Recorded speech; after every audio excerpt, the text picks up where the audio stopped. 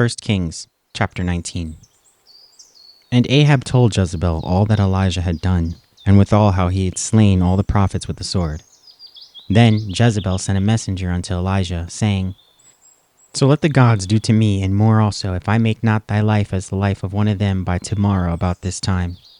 And when he saw that, he arose, and went for his life, and came to Beersheba, which belongeth to Judah, and left his servant there. But he himself went a day's journey into the wilderness, and came and sat down under a juniper tree.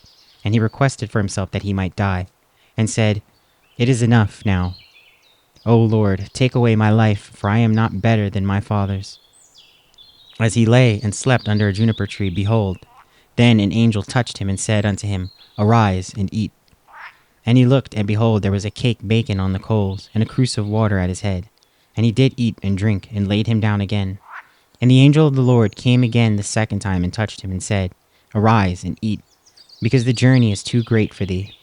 And he arose and did eat and drink, and went in the strength of that meat 40 days and 40 nights unto Horeb, the mount of God. And he came thither unto a cave, and lodged there. And behold, the word of the Lord came to him.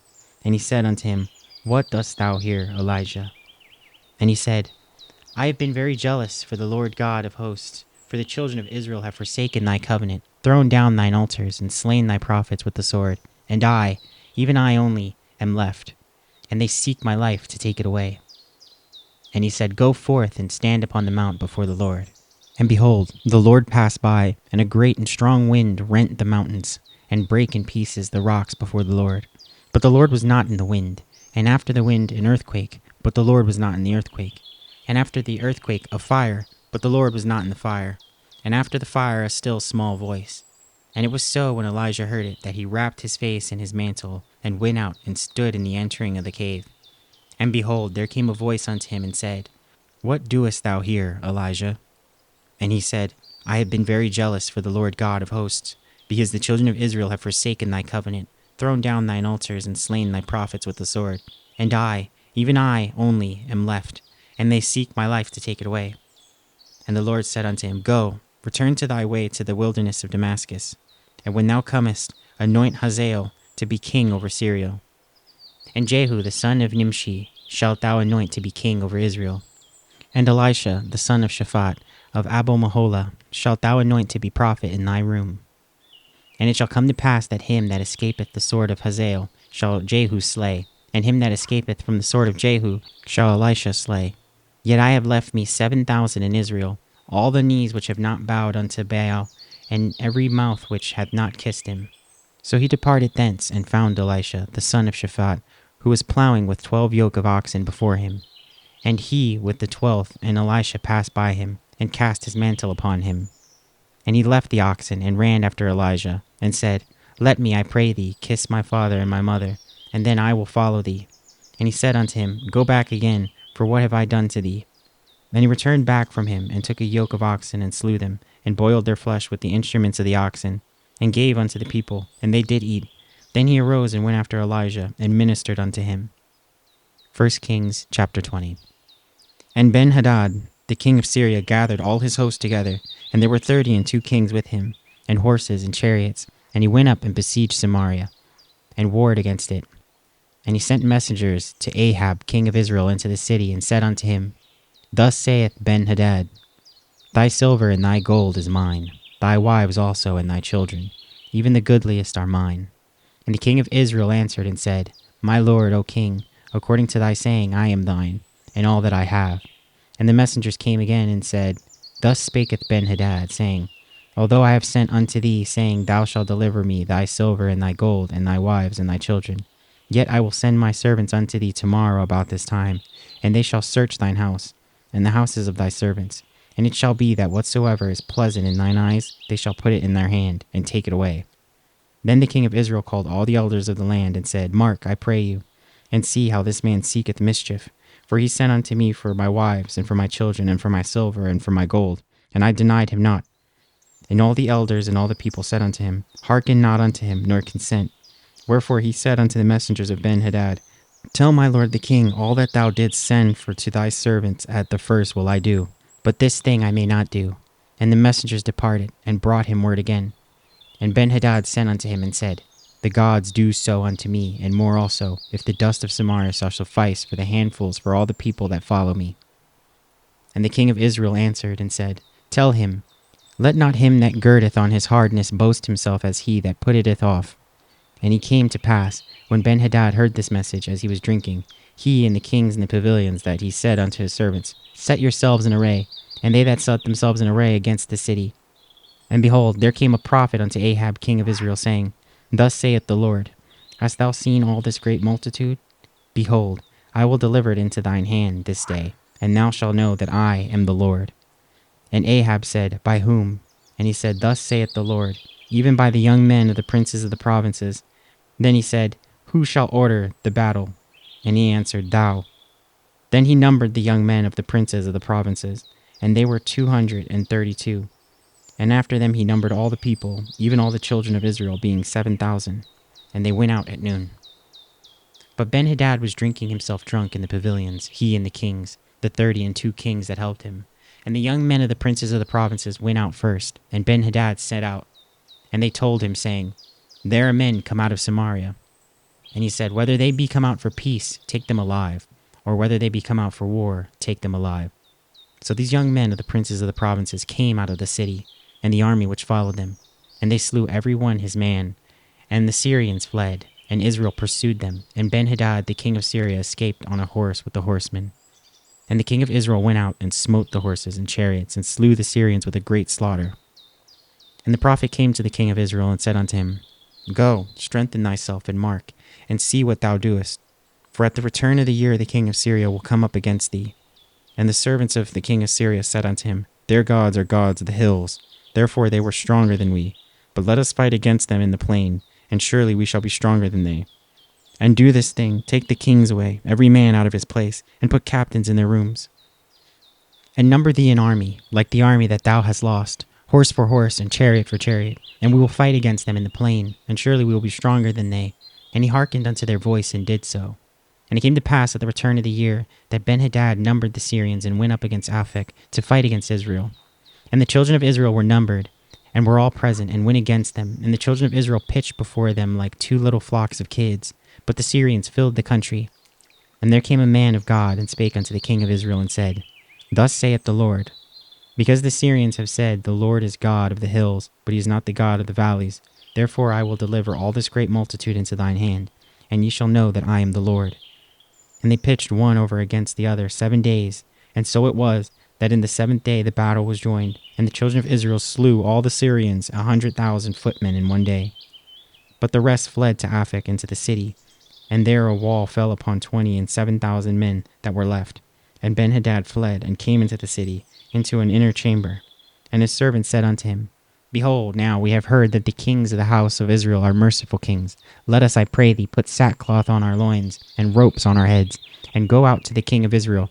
Peradventure he will save thy life. So they girded sackcloth on their loins, and put ropes on their heads, and came to the king of Israel, and said, Thy servant Benhadad saith, I pray thee, let me live. And he said, Is he yet alive? He is my brother. Now the men did diligently observe whether anything would come from him, and did hastily catch it. And they said, Thy brother Benhadad. Then he said, Go ye, bring him. Then Benhadad came forth to him, and he caused him to come up into the chariot.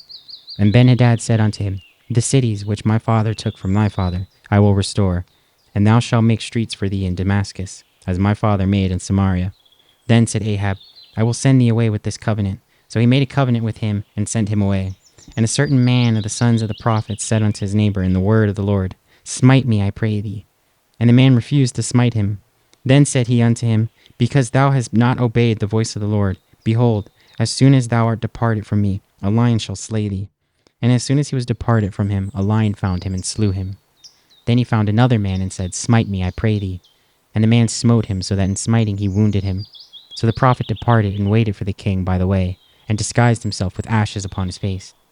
And as the king passed by, he cried unto the king, and he said, Thy servant went out into the midst of the battle, and behold, a man turned aside, and brought a man unto me, and said, Keep this man. If by any means he be missing, then shall thy life be for his life, or else thou shalt pay a talent of silver. And as thy servant was busy here and there, he was gone.